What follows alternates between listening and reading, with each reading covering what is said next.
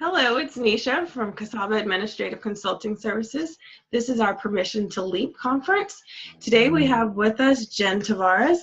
Jen Tavarez is a transformational life and business coach, speaker, but also a spiritual seeker, an unstoppable life apprentice, and a mother and a woman that reinvented herself to serve others and honor her truth. Thanks for joining me today, Jen.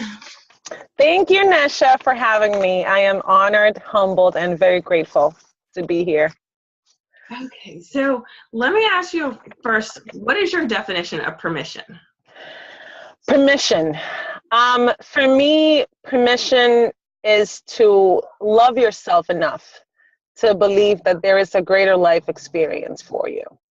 I believe that permission is allowing yourself to define happiness and success on your terms, to live your truth. And permission is what I had to give myself to become the greatest woman and human that I've ever met, for sure. That's awesome. So in saying that, what are some of the common lies or myths or misconceptions that you see around giving yourself permission to find that happiness and living in your truth? The myth, well, for me, one of the biggest myth was it was about selfless love. Selfless love, I was taught that it was to be selfish. Selfless love was to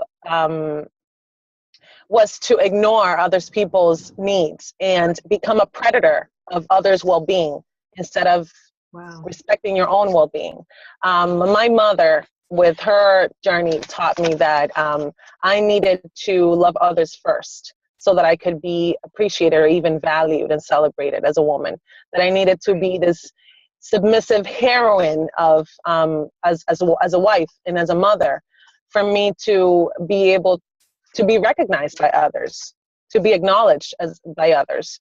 And one of the biggest myths was that in choosing to love myself, I was choosing to be selfish. Wow. I was choosing to ignore. And in today, it's possible and for me to say that self-love, it's the impact that you make, the impact of your choices is the impact that you make in others' lives. When you love yourself, you choose to forgive, to be forgiving.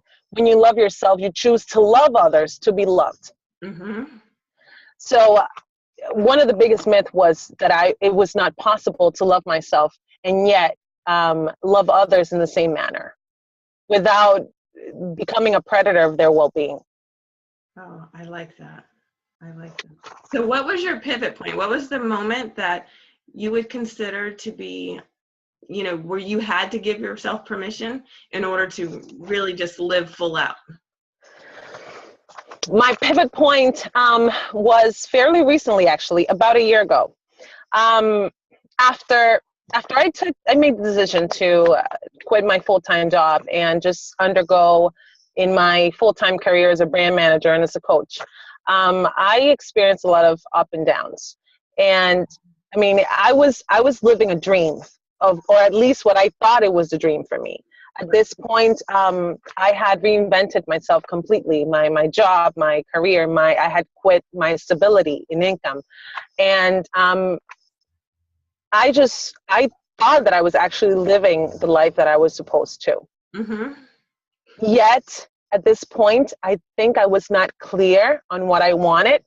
So my enthusiasm, my excitement just began to distress. My spirit was not happy. My spirit was suffering. And I found out that I was suffering because I was not yet living my truth. I was experiencing something new that I had given myself permission to. But this was just my journey, the journey that I had to go through in order for me to get to where I was supposed to be in the beginning. But my spirit was suffering, and it was suffering because I was not yet living my truth. I was not yet being acting or performing or pursuing my highest self. And at some point, all that all that just came to a boil, and it exploded. It exploded. It drained me. It kind of isolated me from all the things that I actually wanted to do for my projects. And I went back to wanting to get a side job to supplement my income. At this point, I was way too focused on how I'm going to supplement my income rather than how am I going to grow my business to make it my income, you know? So, and then my fears started coming in again, my self-doubt, my programming just stepped in once again. I've already stepped out of my momentum, my power, and I did exactly that. I went on to get a part-time job where I could just supplement the income while I was working on my business.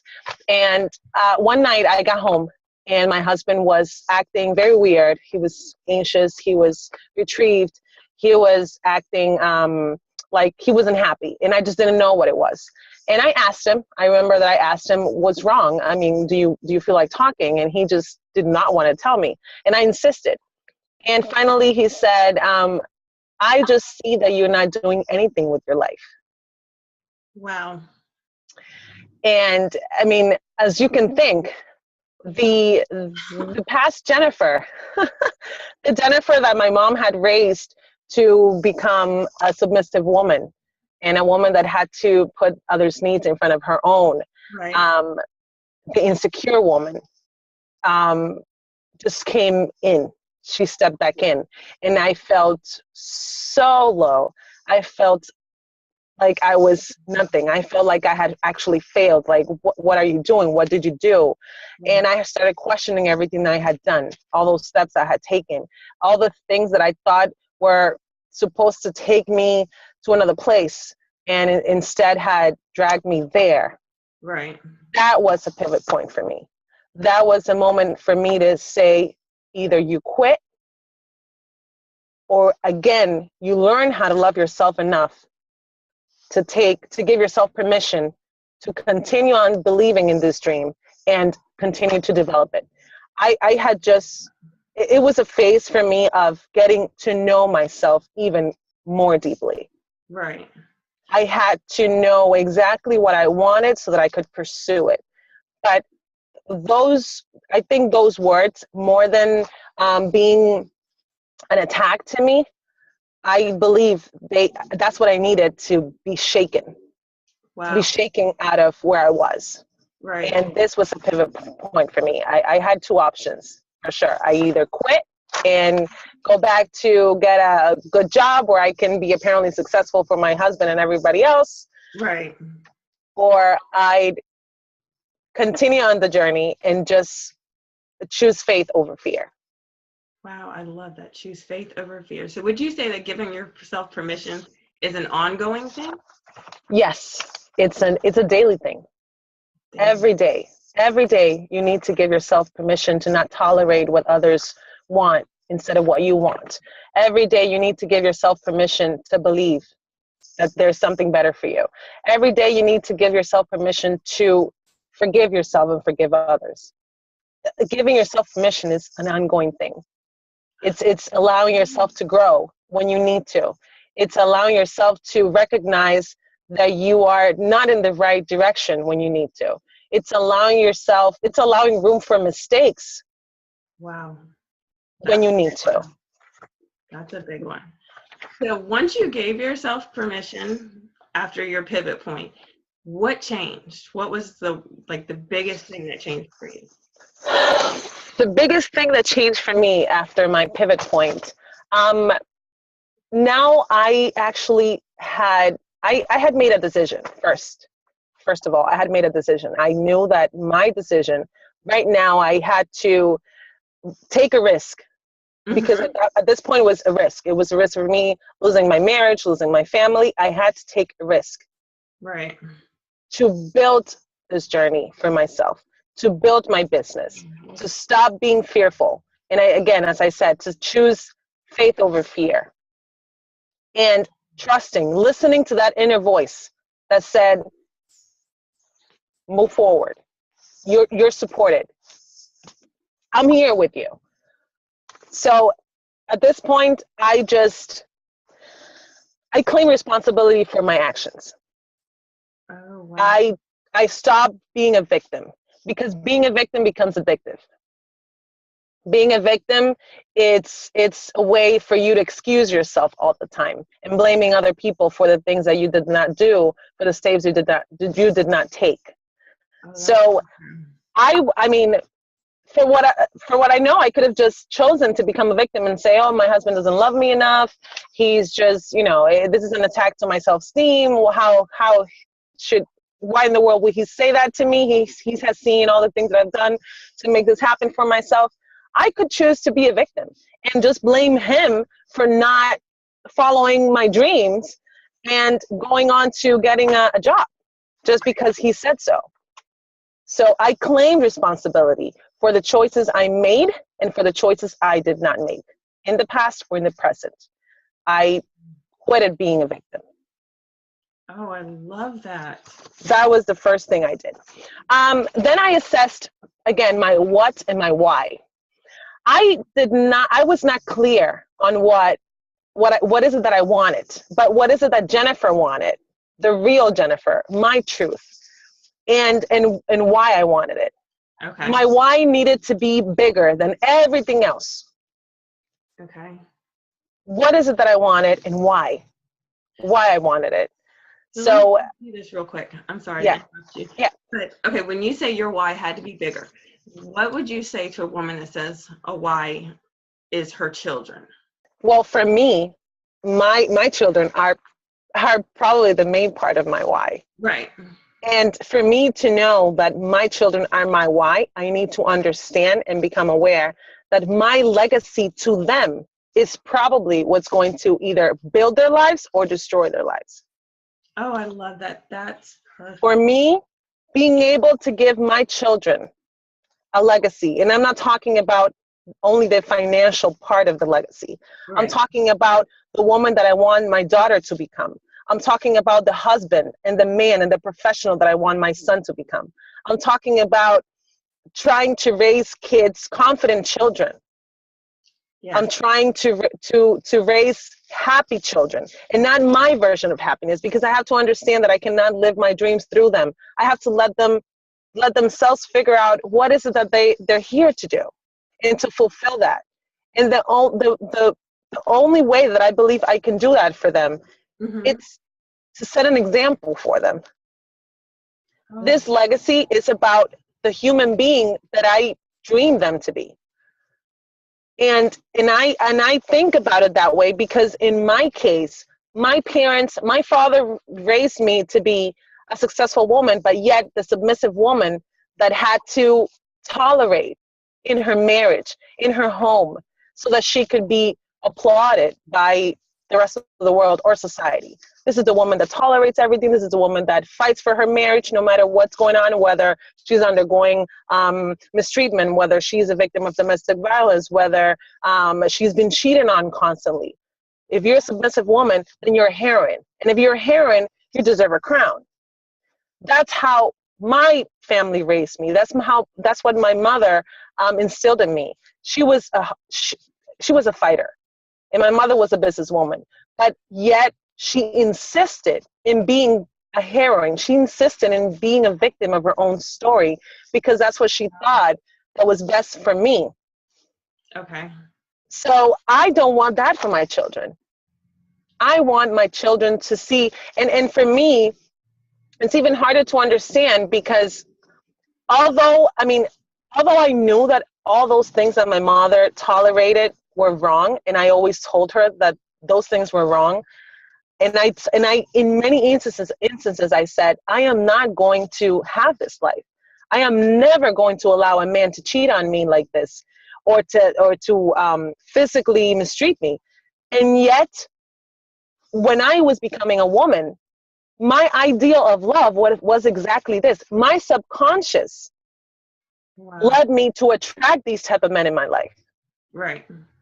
So I want to create a legacy for my daughter, not only for her to become a good mom, but also to become the greatest woman she can be, to become that mom. and to become that wife, and for my son to become that amazing husband that understands his wife, and that understands that women also have dreams, and that in order for us to be good moms, we need to feel good about ourselves. Very true. This is, I mean, you choose to become a mom. This is not something that you have to do. Society has imposed for women to be complete. You have to become a mom. You choose to become a mom. But that doesn't mean that, I mean, God is not going to assign these dreams to us if we could not fulfill them, whether we are mom or not. It's just not. Yes, so true. Dreams are assigned to each and every one of us. And I believe our children, for those of us that choose to become moms, our children, if anything, are that engine that just gives you what you need to just to move on every single time. And I mean, when our children is a part of our why, I think our why, it's bigger than anything. I like that. So once you figured out your why, then what?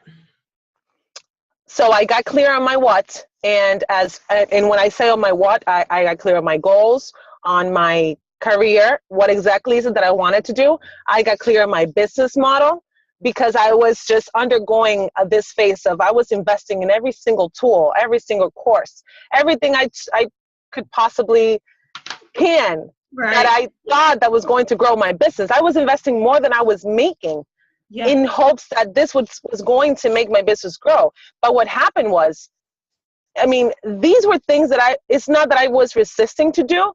These were things that was not me. These were things that I was just not in my spirit to do. Right. I mean, for some people, some strategies might be successful, but for me, the strategies are not going to be successful because it's just not me. It's not who I am, and it's not the business model that I want. So I had to get clear on my goals. I had to get clear on my business model. I had to get clear on the life that I wanted, because obviously my family is a huge part of that. I had to get clear on how I wanted to take care of my family, but also take care of the business. Okay. Pretty much get clear on what my priorities were. Priorities. Okay. So for me, this was a big one. Also, I needed to understand that I needed to give in the same measure that I wanted to receive. Wow. So if at the beginning, my motivation or my main concern was income, was money.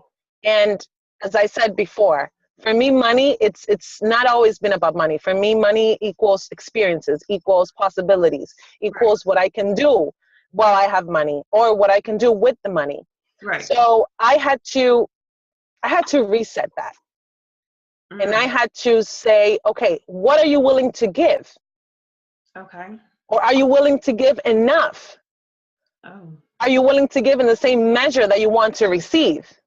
Okay. So I needed to get clear on that. Also, I needed to detach from the outcome. Happens that us human beings, when we want something too bad, we build this resistance that it blocks you. It blocks you from achieving and from receiving everything, as Madhu says, everything you want. So when you resist, what you resist to persists, and that's real. I mean, you need to let go. You need to set an intention, but you need to let go of it, because maybe that exactly that you want is not going to lead you to where you need to be. And sometimes when you're not clear what you want, you have this perception of who you're supposed to be, and you're building these goals based on other people's lives, and you are assuming identities that are not yours. It's not you. So you need to detach from the outcome. I mean, it's as easy as you maybe having a craving for cake. Chocolate cake is my favorite, and all of a sudden you just, you think about it. Oh my God, I want some of this cake, and then you just forget about it. Because if you have it, if you have it, great. If you don't have it, also good. Right. And all of a sudden, your husband comes home with a chocolate cake, with a piece of cake, and you're like, wow, like I truly manifested that, because it was, I mean, it was in my head, or someone offered me a piece of chocolate cake or someone brought it to me. You simply let go of the outcome. I mean, you need to detach. You cannot hold yourself on so tight that you lose valuable energy on wanting this. Because what if God wants you to have something different? What if where you're meant to be is not there? Or maybe God is trying to tell you that's not who you are. You need to take a detour. Wow. And then you're going to create this resistance that is going to make you suffer. Suffering through resistance. Exactly. And also, let's see, we talked about the ego phase where you're just a victim. You need to release that part of your ego that says that everybody else is to blame for the things that you don't receive, that you don't get. It's you need to take full responsibility for you. But lastly, for me, this was a huge one. And is that, and I still have to do it daily. You have to master your power. Wow. You need to understand that your power is not something for you to acquire outside from you. The same power, the same energy that created you, that created the universe, is the same power that you have within yourself to create the life you want for you. Wow. So you need to rest in that. I mean, whether you call it God, whether you call it a divine presence, whether you call it a higher power, that same power created you and is within you. You are made out of that. So you need to master it for you to be able to know that no matter what happens, you got this. Oh, wow. You always got this. No matter how much you think you failed, you got this. There's always a possibility. And you create that for yourself. No matter where you stand, no matter how deep or how low you think you are. And I think when the lowest and deeper you are, the more ability you have to master this power. Because when there's nothing left, or when you think there's nothing left, all you've got is yourself. Wow. And all you've got is the ability to choose to use this power to then step out of wherever you are. Oh my gosh, that's amazing. That is so true. And it's all right there in us, just waiting for us to pull it out. You master your power and the rest will follow. Everything you've ever wanted will follow. So from that, knowing that you've mastered your power, you figured out your what and your why, how do you heal from your past hurts or your past indecisions? Like you said, you gave yourself permission to forgive yourself for what you did and didn't do. So how do you heal from that and then move forward with the rest of your life? To heal, you need to choose to end cycles. For me, ending cycles meant to forgive myself for not making these decisions before. For me to close a cycle meant to forgive myself for judging me for not being the daughter my parents wanted, for not being the woman that I thought I was supposed to become, and I was constantly criticizing myself for it. For me, ending cycles was to forgive my father for everything he had done to my mother and for everything I thought he had done to me. For me, ending cycles was forgiving myself for not hugging my father the last day I saw him alive without knowing he was going to die just shortly after. And my pride just did not allow me to say goodbye to him or even give him that hug. For me, ending cycles was to forgive my past with gratitude, with peace, with love, and say to myself, the Jennifer that you were before, you're not today. And the only woman that has the mindset and the ability to pursue those things that you want is the Jennifer that you are to become, the woman that you are to become today. I had to let my past go in peace. I had to say goodbye. But I had to say goodbye by celebrating myself, because everything I had done up until that point was what I thought was best. So I deserved to be to say goodbye to that woman with gratitude, love, peace, and joy, to forgive her. And as I forgave her, I would allow the new Jennifer, the woman that I had always meant to be, my truth, to step out. And this time I step out within my power, because I had opened this door for myself. I had opened the door of limitless abundance in my life. And I opened the door as I said goodbye to my old self. So you heal when you end cycles, when you choose to end a cycle. Oh, I love cycles of limiting beliefs, of destructive beliefs, of old ideas, of old beliefs, of things that that hurt you, that created pain within you. Because at the end, all of these were lessons. Right. All of these have led you here. They're just not part of the woman you are now, because now you're creating for yourself. Now nobody's going to create your life for you. Now you have the pen. It has been handed to you. Now you have the pen to your story, but you need to close that cycle, like the same way you close a chapter. Now you're writing a new book, but this time you're the main character. You're no longer the victim of the book. Oh, I like that. Oh, that's good. That's really good. So, what is the best advice you have ever received? The best advice I have ever received. Well, I think it's like I mentioned before. I think the best advice I have ever heard or received is that the same power that created us is the same power that is within each and every one of us to change and transform our stories. Love it. Okay, so share one of your personal habits that contributes to your success. My spirituality, my faith. I mean, even in the scariest moments of my life, I always choose faith over fear, and it works wonders every single time. For me, my spirituality is my priority. I think it's the best way to work on myself and to stay connected to my highest self. Okay. Faith over fear, always. But meditation, prayer, my affirmations, my mindset. I have to always continue working on my mindset. And again, giving myself permission every day to grow. Oh, I like that. To seek, to be curious, to learn, to let that inner child be out there all the time. Like if I never knew anything, like I had never known anything, like I don't have the tools that I have today. I am a life apprentice.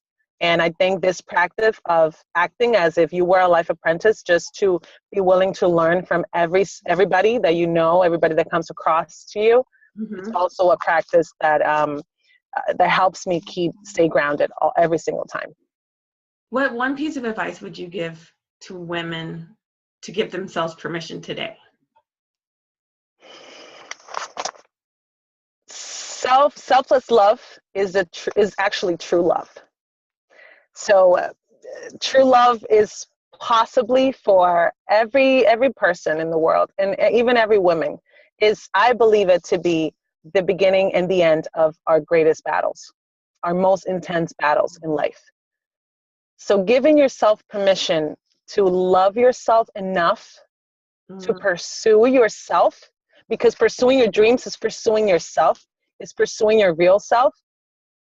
It's probably the greatest thing you can do, not only for you, but for the rest of the world. Yeah. Again, the choices we make for us have a huge impact in others, in those around us, in those that are waiting to be served by you, by your abilities, by your gifts, by your business, by your career. In the same measure that you're going to impact your life, you're going to impact others. And I believe in this life, everything is about giving. Right. And when you give yourself enough, you're choosing to give enough. When you choose to be enough, for your dream, Mm-hmm. then what else there is? I mean, when you choose to become the greatest woman, the greatest human you've ever known, when you learn how to be in love with everything around you, and even when you don't feel like loving everything around you, Yeah. you know that you have that possibility. And if you know that you have the possibility, there's always going to be a comeback to that. Oh, yeah. So you need to give yourself permission to love you with your imperfections, because within your imperfections, you're perfect for your dream. You're perfect for what you want. Within your imperfections, you're perfect for your dream. That's beautiful. Oh my gosh. Within you, you're simply perfect for that dream because it's you. And this is how we actually set life in our terms. This is how we live in our terms, because you can have it all, but you are going to have it all within your truth, because what you want might not be what I want. Mm. That's very true. So when you have the ability and you choose to define happiness and success and even power on your terms, that's going to be based on your truth. And that comes with the comebacks, that comes with the breakthroughs, that comes with the bad days that you are going to choose to turn into good days. That comes with the pain, not the suffering, because the suffering we're going to choose. But it comes with the pain. Wow. That's going to be your teacher when you need it to be. Oh my gosh. As a mother, as a woman, as a human being, as a businesswoman, as an entrepreneur, as a professional, if you love yourself truly, authentically, you are loving others in the same manner, because you're always going to be willing to forgive, to be forgiving. You're always going to be willing to love more. Oh my gosh, I love that. And when you love more, I mean, love is the highest expression of everything. Right. For those that know about the law of attraction, it's all about the love, the energy of love that you input in the things that you want or in the things that you want to give to others. When you love enough and when you choose love over all the other things, I mean, it happens even to me in my home. When I am deadly desperate with my husband that I want to kill him, I need to choose love over my pride, over my ego. Right.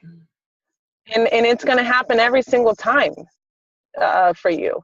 Wow. So it's knowing that we have the innate power to be and have everything you've ever thought about or everything you have not yet given yourself permission to dream about.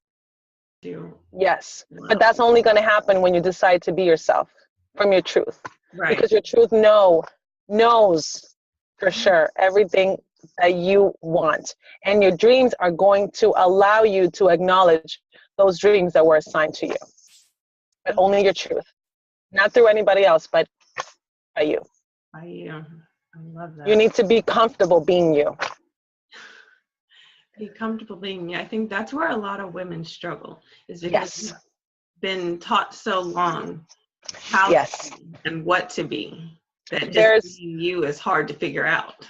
There are a lot of stuff that I just criticize about myself. Again, I mean, I don't love to cook at all. And for you to be a good mom, you're supposed to love how to cook. For you to be a good wife, that's what I thought, that I had to be this amazing cook. I had to be the woman that keeps the house shiny all the time. I'm sorry, I don't like it. And I do it with love when I choose to do it, and I do it because I do it out of love for my kids, for my husband, but that's just not me. And it's about embracing those imperfections and allowing the rooms for mistakes. You need to be comfortable being you every single time. Oh my God. Because you don't need a special talent to be you. This is just you. This is just who you were created to be. And there's nobody like you. There's not a piece of you, another piece of you. You are a masterpiece of God, of nature. And you have to own that. You're unique exactly the way you are. And you're perfect for you and for your dream. Oh, that's awesome.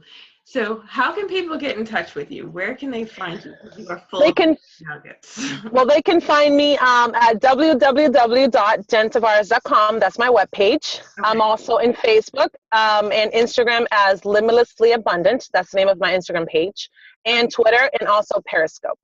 I'm not a big fan of being on social media all the time, but I try to stay there. But I am always willing to answer any questions. Also, everybody can write me at connect@jentavarez.com. And please go to my page. I have an awesome sheet there for you. And also, if you write to me, I'll make sure I'll include you in my next free live webinar. Oh, that's awesome. Okay, so the link is going to be underneath this video, so they can go directly to your page and get your opt-in. Yes. Thank you so much for your time today. Thank you, Nesha. To you, and I hope you have a great day. It's been a pleasure. Bye. Bye.